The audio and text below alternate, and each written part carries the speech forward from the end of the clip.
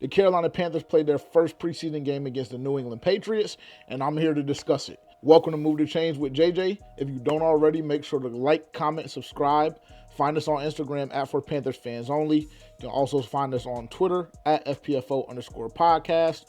When you like, comment, subscribe, turn that bell notification on so you can be notified every time I release a video, every time we release a full episode of For Panthers Fans Only or a full podcast. Make sure to stay in tune, stay in the loop. As you guys can see, I am still back home. I will be taking the trip up to Charlotte tomorrow morning to have you guys covered for training camp day 11. But let's jump right into it. Again, the Carolina Panthers had their first preseason game last night against the New England Patriots.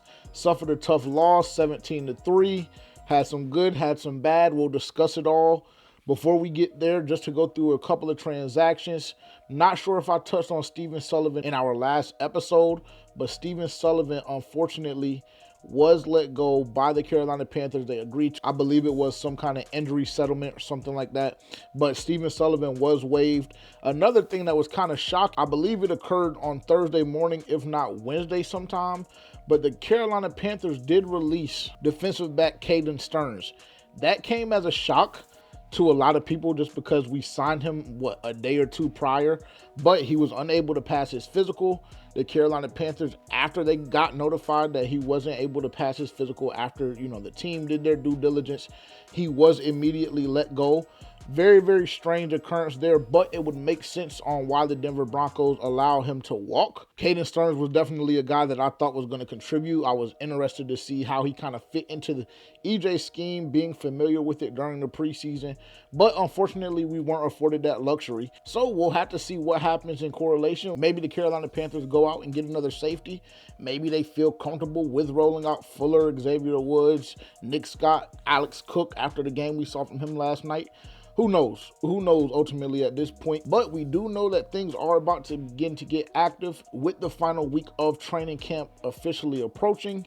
The start of Carolina Panthers' final week of training camp obviously is tomorrow, again with training camp day 11. And then we'll go through a couple of days of practice. The New York Jets will be in town Thursday for training camp for that joint practice. So things are about to heat up. We're going to see some of the guys that we've been accustomed to seeing throughout the summer being released. We're going to see some new faces walking through the building as well. The time has come, and it kicked off last night with our preseason game against the New England Patriots. Now, don't really have much to go through from an offensive standpoint just because things were a little sloppy, maybe you can say.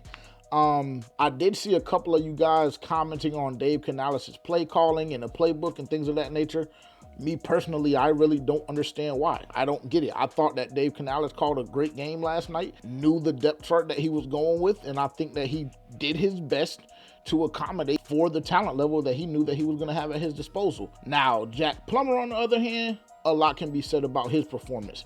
To me, it was nasty. It was ugly. To me, last night showed that Jack Plummer just simply does not have the ability to be quarterback 3 for this organization and this team. If you look at the difference in what Jack Plummer did throughout the first 3.5 quarters and compare it to what Jake Luton came in and did in one drive, I mean, it was definitely night and day. Jack Plummer and his approach and just the way that he played last night, maybe not so much for the coaches, but for us as fans, it makes it extremely difficult to assess talent, to see who has what. Last night, again, through 3.5 quarters of football, Jack Plummer went 11 of 21 for 86 yards. That just simply is not going to cut it. It's not, especially when you look at 11 for 21 and 86 yards in 3.5 quarters of play.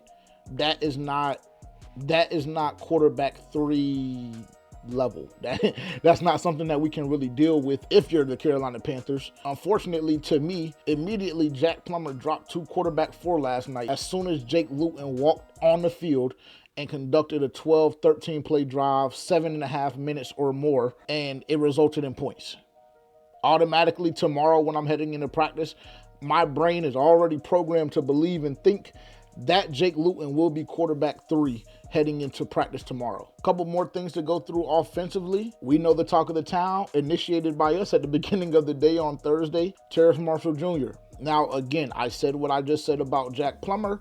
I see a lot of you guys slandering TMJ's name, and to be quite frank, I understand it. I understand it. I get it. I know it's year 4. I know Terrace Marshall Jr. summer after summer after summer has shown to a certain degree that he has the ability to play wide receiver on a professional level. And I know that year after year after year, when he gets the opportunity on field, he just simply hasn't done it. Very similar situation last night as well. I've spoken on multiple occasions, almost every day, about how well Terrace Marshall Jr. has performed via training camp this season. And unfortunately, he wasn't able to put that on display for fans last night. One of the 2 attempts that he had was nearly intercepted, and then the other one, as we all know, had Carolina Panthers Twitter on fire last night, was a drop. So again, when you look at Terrace Marshall Jr., one of those receivers that we're looking at possibly being on the bubble, when you get those opportunities, especially when you're playing with a quarterback that isn't necessarily playing the position the way you need him to, you have to make the most of those chances, because in the preseason, they're few and far between. And as we saw last night, that just simply didn't happen with TMJ. Jonathan Mingo also had a drop as well. I can't let him off the hook. I know that Jonathan Mingo, I've said on multiple occasions, up until this point, him and Jadeveon Clowney have been camp MVPs. Last night, we didn't see anything from Jonathan Mingo. He had 1 attempt, and it was a drop. Feeling very similar 2 years prior. However, what I do want to tell Carolina Panthers fans as it pertains to the offense is do not panic. Now, the offensive line is a completely different situation, in my opinion. Got a lot of stuff to clean up. Though it is second and third string, we did see a couple of guys playing last night that did play for the Carolina Panthers in starting roles last year. So really, the offensive line, in my opinion, definitely shouldn't have looked as bad as it did last night. Now, was Jack Plummer holding onto the ball a little bit longer than we would ideally want to see? Absolutely. But again, I think that the offensive line could have had a better performance. Some definitely more so than others.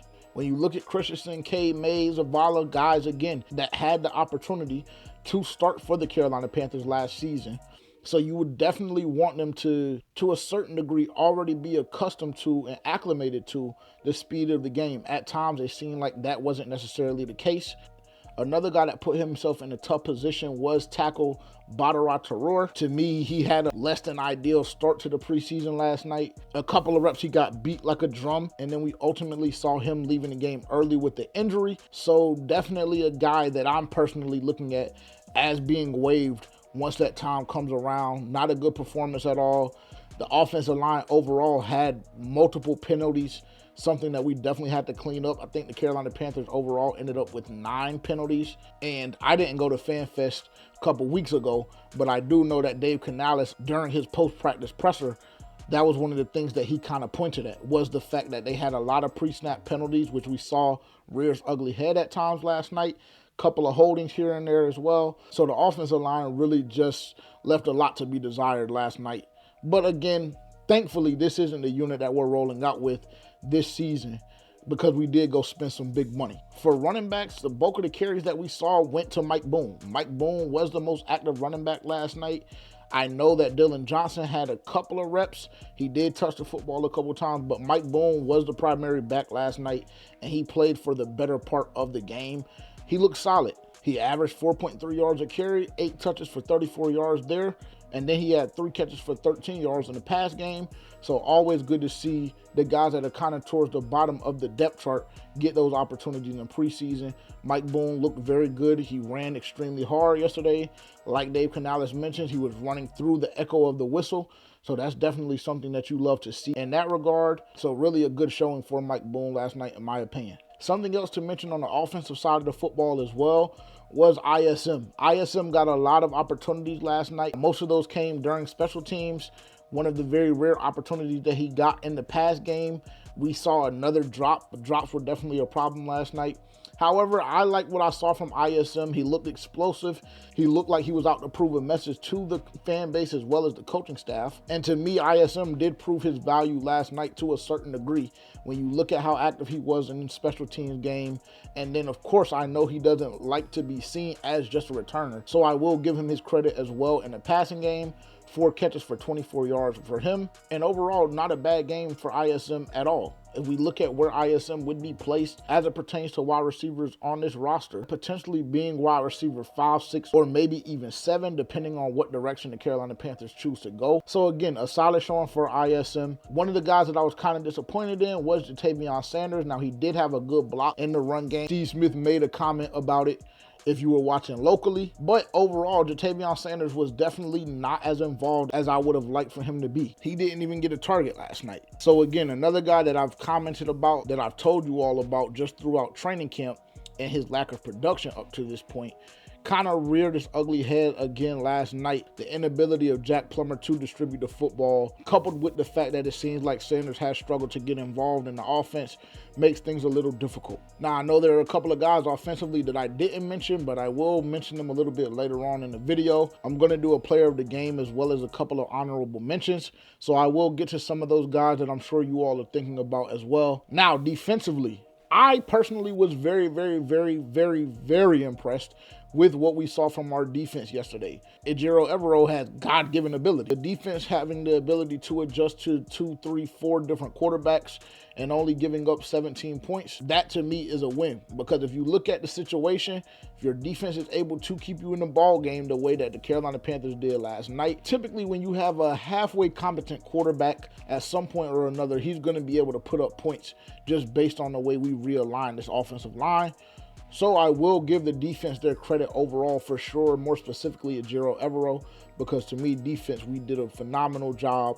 Front seven specifically, there were a lot of guys that made a lot of plays up front. We'll talk about some of those guys, as well as the secondary, working hand in hand with that front seven and secondary. We know that the secondary right now has a lot of question marks. Deshaun Jameson overall had a really solid night last night. We saw Lamar Jackson get into some action as well. Shout out to Lamar Jackson, because I'll be honest with you guys, he shocked me. What I had been seeing in camp and what I saw last night was two totally different things. He could be a situation where he's just a much better game time player than he is in practice. But overall, that secondary looked good. That secondary looked solid overall. Alexander Cook made a couple of plays in special teams, as well as on that back line, coming down, ready to hit, which you guys, if you're familiar with the podcast, know I love to see. Jamie Robinson, as hard as I've been on him this camp, and on for Panthers fans only, he made a couple of plays as well. So overall, I love what I've seen from the defense. DJ Johnson pretty much played the entirety of the game. He was being rotated in and out.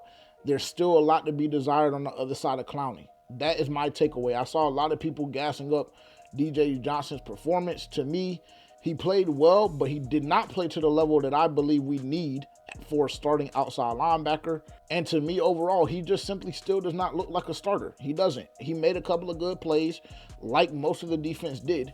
But to me, DJ Johnson does not look like a starter. Definitely looking forward to DJ Wonnum and Amari Barno getting healthy. Two guys that we really haven't heard much about this training camp. So me personally, I'm almost in a panic state as we discuss the other side of the Davion Clowney. But again, I understand it's preseason and I'm relaxing, I'm chilling right now, but I'm almost to that point because I still am not completely sold on DJ Johnson and what this organization sees in him fully. I'll just be honest with you guys. Now, while we're still on the topic of defensive line, Jaden Crumedy, the rookie, did suffer an injury last night.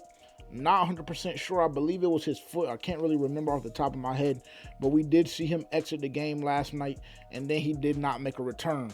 So extremely unfortunate on that front.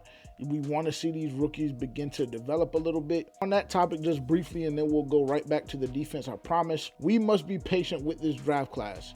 I know a lot of guys are going to have a lot of expectations on them, specifically Xavier Legette. When you look at the move to trade up into the first round to go get him, Jonathan Brooks, when you had a couple of cornerbacks, a dire need for this team still on the board. So I definitely understand the expectations that these guys are going to be under. And hey, don't get me wrong, I am definitely one of the people that have very high expectations for this draft class, the first one post Scott Fitterer. However, what I also understand is the fact that right now it's seeming like this is going to be a heavy developmental class when you look at the guys that we drafted.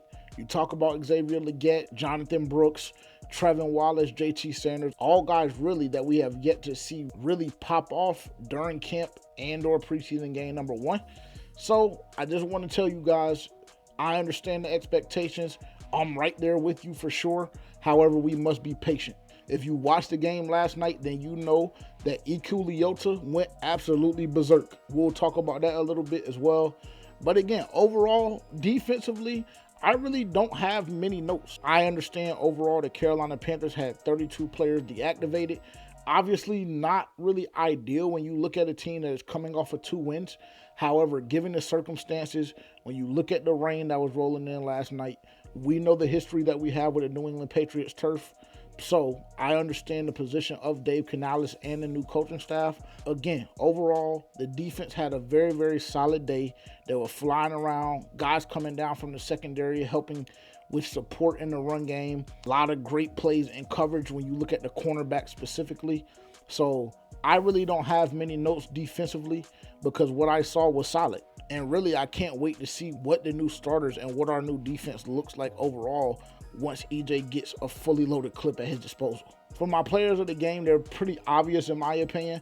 I'm going with Iku Leota defensively, and offensively, I'm going with Jordan Matthews. Jordan Matthews had 3 catches for 48 yards. He came in, was an immediate impact. A guy who, if the Carolina Panthers aren't going to keep 5 or 6 tight ends, we would have to assume is on the bubble. So definitely giving Jordan Matthews my player of the game offensively last night. And then, of course, Iku Leota changed the dynamic completely up front, provided that burst. A lot of people said that he looked like another version of Frankie Louvu.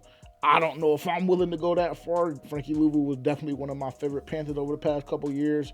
I can't crown him that yet off of 1 preseason game, but I will say he looked good, he looked sharp, and he looked like could make a run to potentially be a good rotational piece for the Carolina Panthers heading into the season. Obviously, again, preseason game 1, we're 10 or 11 practices in. We still have a lot of work to do. However, he did look good. He looked sharp. He looked fast. He looked aggressive, made a couple big plays, forced a holding call, and then directly after that, got the TFL. So shout out to him. He balled out last night as well as a lot of other players on that defense. And hopefully tomorrow we can see those days begin to stack for him. And for my honorable mentions, 2 guys that I already spoke about. ISM, with the opportunities he got in the special teams. He had the 4 catches. He showed me a lot last night. I understand the position he's in. I know that he's trying to prove a point to the coaching staff to show that he is more than just a returner. And last night to me was a step in the right direction. And then for my second honorable mention, I would have to give it to Lamar Jackson. Honestly, before Iku came in the game, I had Lamar Jackson being the front runner for player of the game for the first half to half and a quarter. Again, I was very surprised by what he displayed last night. Other than that, I really don't have any other notes. I mean, it is just preseason game number 1. 32 players were deactivated, so again, kind of hard to see what we have on that front. But I will say it was a great opportunity for some of the younger guys, for some of those guys that are on the bubble to make a difference, to make an impact. Some of them did, some of them didn't. So very, very intrigued to see what practice looks like, what it feels like tomorrow, heading into training camp day 11, and really just hoping to see some stack days to close out training camp. Before you guys head out, again, like, comment, subscribe, share with a friend, tell a friend to tell a friend, mash that bell notification as well so you know when we upload, and I will talk to you guys tomorrow evening after training camp day 11. Thanks for tuning in. Peace.